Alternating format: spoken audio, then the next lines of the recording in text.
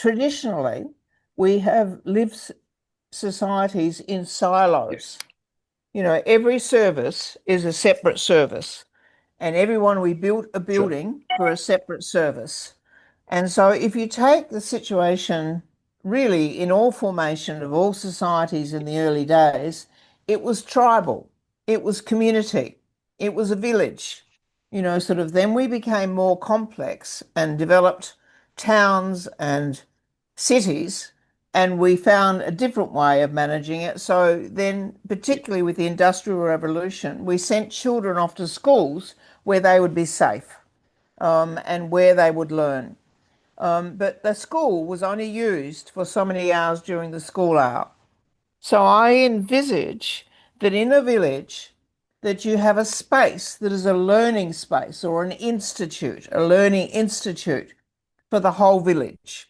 So that during the day the children might be using it, but at the evening time it's free for everybody else to meet. Or there's rooms where the mothers can meet while their children are at school, or whatever the case may be. But that we think Sure. about needs of that child more in alignment with how we live naturally in a village or a neighborhood. Sure. And so to me, it's about efficiency of buildings and not dead time at weekends and during the time, because there's a lot of money that goes into building a school. Setting up. Why Absolutely. not have it so it's a multi-purpose function, particularly in a place like Africa, you know, sort of where you've got limited resources to be able to establish something like this, but to establish something which serves everyone. And so, because in the approach, it is you start in the home, so it's educating Sure. in the home, then there's educating in the neighborhood, and then there's educating in the village. So the formal part Sure. would be in the village, but the Yes. beginning when the child is born, that you educate of how you help the parents nurture that child, and then when they're in like the play group type stage, where the children are Sure. learning, then get them to meet with their neighbourhood friends in the two or three or four or five, six homes around in their street, that they can have sharing circles where the parents are nurturing it and supporting them. And then when it gets to the stage where they need more resources and more support and more help, then what is the formal structure within the village? So, for example, in the Pacific, when I traveled in the Sure. Pacific, it was a maniaba. You know, it was this big building that was, because it's hot, they just simply put a roof over it and just the things around it. But I think we're talking about we need a structure that will work for South Africa, and that will work in a way that is multi-purpose. Was really the broader notion that Sure. I think is important. Sure. Sure. And it doesn't Doc, have to be done all at for, once. You Dr. might Arini, start. I like the approach. Yes, yes, yes. Sorry, please. Approach most definitely would work. And uh, it appeals to me more so because this is where I think the most nurturing happens. And often when you see a behavior at this point, you will say, I wonder what extent create a conducive environment in a family setting. It could go a long way, I think, in helping along the society. So for me, the approach makes sense. In business, I guess, if that center is an asset, then we need to sweat that asset. And use it to use it as a center for early childhood development, a meeting place. But I think also some of the needs that I see within the community are simple things like accessing emails, important documents,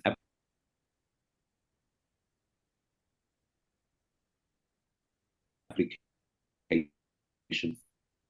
for So it would go along. I hope I was clear. A bit slow, huh? Have I I'm trying to listen. Okay. No, I was explaining that. The model, the approach, really appeals to me because you hear people often say when someone displays odd behavior, they say, "I wonder what type of environment he was raised in." So for me to really control the environment within a family setting where you teach and you contribute towards the nurturing of a child long before they reach an early childhood development center, for lack of a better word, for me really makes sense. But in business, I was saying that the center would essentially become an asset that we need to sweat. So if an investment is going to be made into this space or center, it makes sense that it is used as many hours in a day for as many multi-purposes as we possibly can. So yes, I do. The approach makes sense to me. And it's understanding that the child's brain grows and develops the most effectively when there is when they feel safe, yes, when there is the language of encouragement, and where there is a respectful and a nurturing relationship. And our society has not had that as a model. You know, they've seen that the way you raise a child is you tell them what they're not doing. And now they can get inside the brain is telling the child what they are doing and then being able to help them to grow so that they practice the behavior that is desirable. And so we all, in every society, we use methods that are the dead opposite to what they now know the brain needs to grow and develop. And so we need to use the values language, the virtues language. I noticed how kind you were when you helped your brother. Or you need to be kind and help your brother do dot, dot, dot. And so it's really in a village, it's about making sure that families really understand the way the brain is wired, because there's 6 different ways the brain is wired, and not always are the parents and the child the same. Sometimes they're different. And so there are simple tools and simple guidelines about understanding how we all think and then how we bridge the gap between the different ways. So in a family, a lot of conflict comes because we don't understand each other. So it's all about understanding yourself and understanding the other and how to connect and communicate with the other so that we have that right from birth.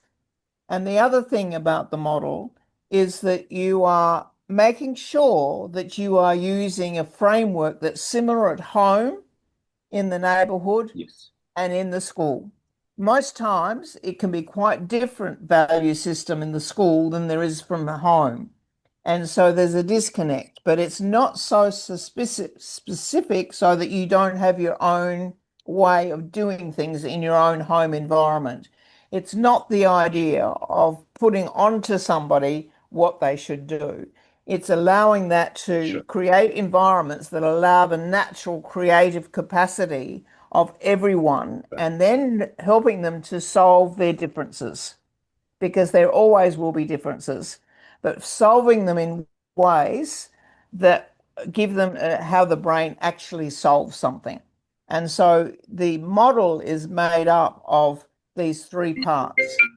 One, where you actually understand how the person perceives and understands the world.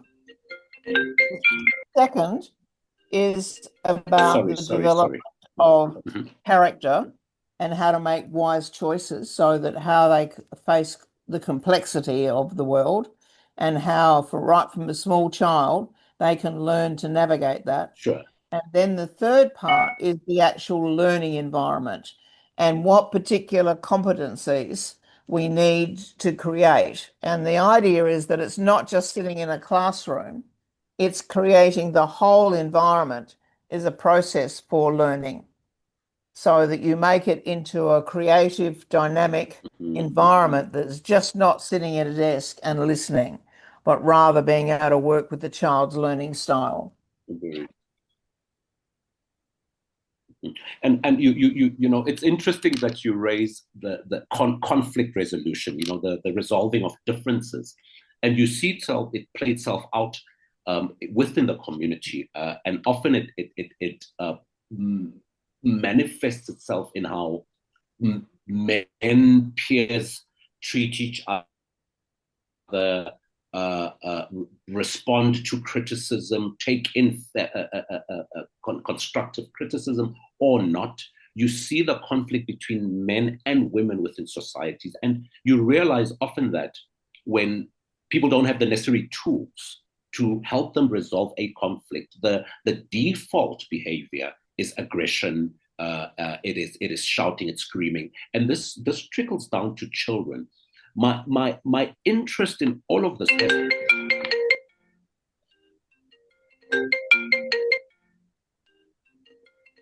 Dr. Arini, I'm sorry. I have little kids. My wife is trying to pick up one of them. I'm just sending a WhatsApp message. It won't take long. Sorry. I'd sent.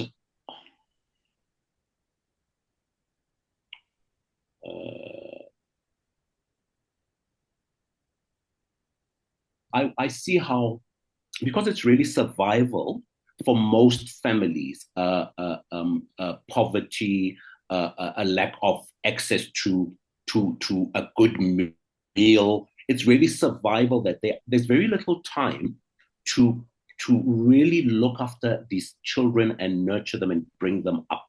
And I wonder sometimes whether if you address some of the needs, the basic needs, whether one doesn't create then the capacity for one to be a lot more receptive to receiving information. I find people's retention levels when you try and engage them about something, people tend to stray quickly because the focus is not really about anything else other than just survival. So for me, guidelines like that will definitely help.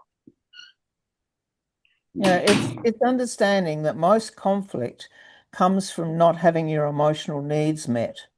And this is where the work of the Yes. social brain is so beautiful because it identifies the highest emotional need. And all the work that I've done, I have found Yes. when you're working with, doesn't matter whether you're working with the normal way that children are or those with special needs, all of the behavior that is not appropriate is simply a lack of a competency. And so it's being able to understand, and that comes about because Yes. they have a reaction to not having their emotional need met. And so they find whatever way it takes to have their emotional needs met. When a parent knows what the emotional need is, whether they need certainty or whether they need constant stimulus or whether they need to feel important or whatever the particular primal need is, you satisfy that and then you get a creative response from a child, not a destructive or a negative reactive response. And so most of the conflict is coming from reactive responses. When you understand what their value base is, when you understand what their emotional needs are, when you understand what words to use, it's like, you know, you get a camera and you refocus it so that you actually have got the tools, exactly what you said, that you have the necessary tools to be able to help that person to be able to know what to do in that situation, because we just mimic what we grew up with. And all of us would say, you know, we don't want the same background that we had, but that's all we had and that's all we know. And so, you Yes. know, the beauty of education is that, and the more we know about the process of becoming fully human and optimizing our capacity, and we can make these simple so that the idea is that you train the trainer so that they can then perpetuate that in a village. It's not outside expertise coming in and telling people what to do. It's giving that expertise to a few who can then continually evolve it and generate it and allow it to evolve naturally so that people become fascinated with their own learning. They become fascinated with understanding their own child. And there's nothing greater than when you can create harmony through using a technique that makes a person feel comfortable. Sure. Whenever we've seen the best out of people is when you've really created a space for them to feel safe to talk to you about things. You often, the children that I come into contact with a lot are children and toddlers of farm laborers, farm workers, and majority of whom happen to be females. And I think, you hardly ever hear, and I'm not sure, and I make assumptions, but and I never am privy to the home environment and what happens and the communication between mother and child in the home environment. But just seeing them interact, they're always barking down orders, shouting, and don't do this. I hardly ever get a mother who has the time to encourage a child. And besides, the environment, bringing a child to work with you where you work in the fields, is not necessarily the most child-friendly environment. Many hazards, children get irritable, they're unengaged. So often you realize that if either you provide a space for these children to feel comfortable enough to leave their children for a few hours where they know the children are safe, they'll be fed, they're in an environment that stimulates them. I think that we could see a lot more creativity in a lot of women in the neighborhood. Speaking of children, I'm in a meeting, my baby. Come say hello quickly. You're gonna go. So hello. Hello. Hello, Dr. Arini. Hello, Tahira. Hello, sweetheart. Hello, Tahira. She's beautiful. Mama's the other side. I'm almost done, okay? I'll see you in a minute. All right, love. Bye-bye. All right, sorted. Thank you. You raise a very interesting point there, because if, as you say, children are farm workers and they often have to take their children with them, then even knowing how to make an education out of that farm environment, sort of how they can use a stick to, draw a letter, sort of, or how they understand, what the insects do, how they understand how the soil works, how they grow the plants. You use whatever environment you've got, you use that environment to keep adding to it and adding to it. And if the parents know what questions or what to point out to a child or how to follow their interests, so that is what they call natural learning.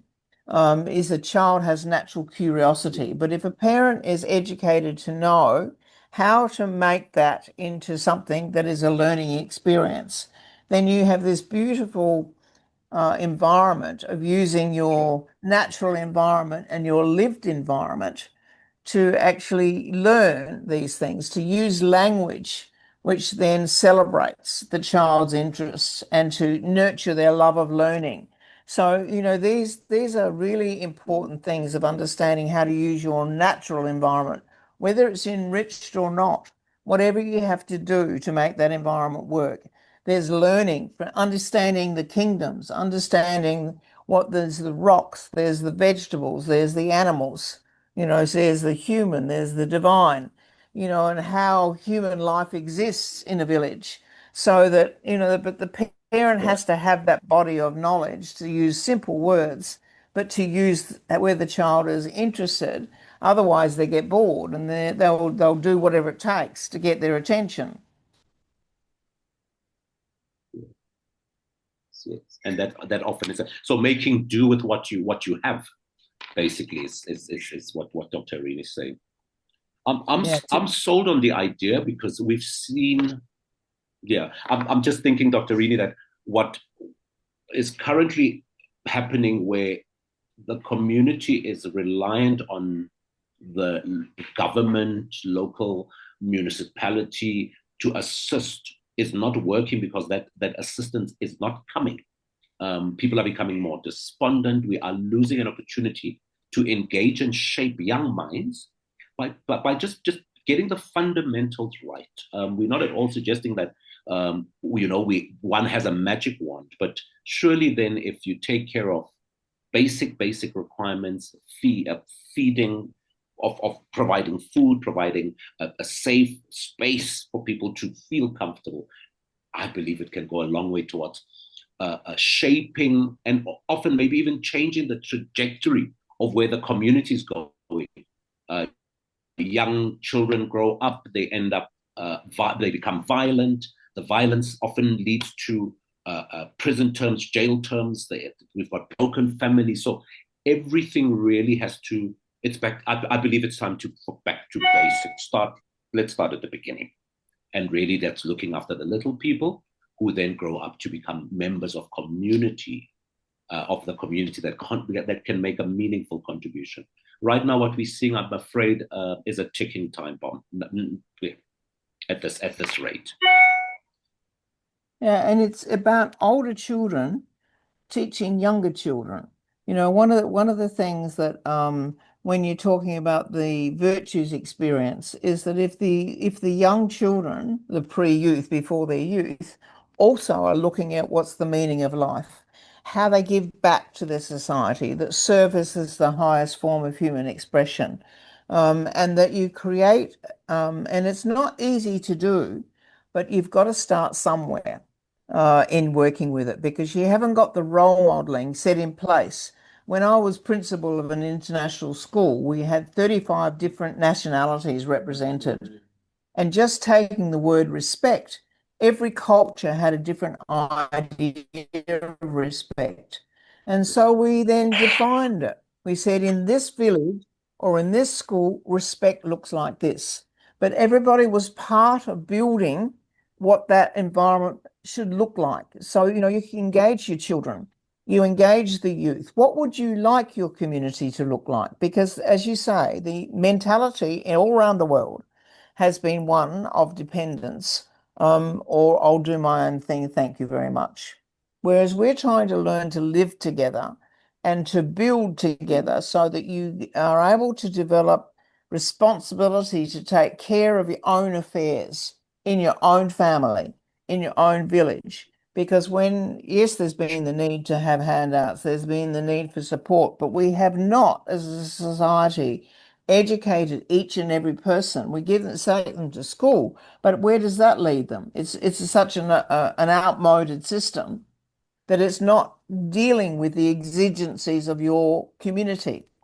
And so, you know, if you want to break the mold, then you envisage what it would look like and what you want it to be, and then you work towards that. And so that those key values of respect and responsibility, and harmony, and peaceful solutions, you know, you decide as a village what your values are. Then you make sure the children have experiences in those, enacting those virtues in doing it, so that you design your community of what you want it to look like and make sure your children then also move towards that model.